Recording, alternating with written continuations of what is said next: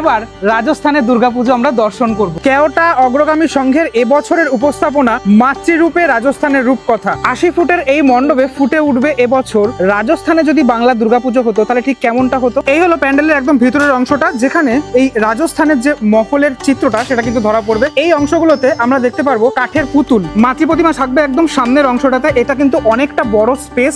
এই যে দেখতে পাচ্ছ যে কাঠের পুতুলগুলো এখানে রাখা হয়েছে, যেগুলো কিন্তু মুভ করবে, এরকম ধরনের অনেক প্রায় হাজারেরও বেশি কাঠ পুতুল, যেটা আজ বলা যেতে পারে লুপ্ত প্রায়, এগুলো আমরা দেখতেই পাই না, সেগুলো আমরা দেখতে পারবো। রাজস্থানে দুর্গাপুজো ঠিক কিভাবে হয় সেই জিনিসটাই দেখতে চলেছি। অবশ্যই আসতে হবে অগ্রগামী সংঘের এই পুজো। প্যান্ডেলের পর এবার চলে আসলাম স্টুডিওতে সরাসরি। এই হচ্ছে এবছরের প্রথম বর্ষের অগ্রগামী সংঘের ঠাকুরও কিন্তু এই রাজস্থানী যে ছাপ সেটা দেখতে পাওয়া যাচ্ছে। সকলে কিন্তু এই ধরনের একটা জিনিসের উপর বসে রয়েছেন, মা দুর্গা সহ সকলে, লক্ষ্মী, গণেশ, কার্তিক, সরস্বতী, সাবেকি এবং থিমের কাছে মা ঠিক সেজে উঠছে, খানিকটা ঠিক এরকম।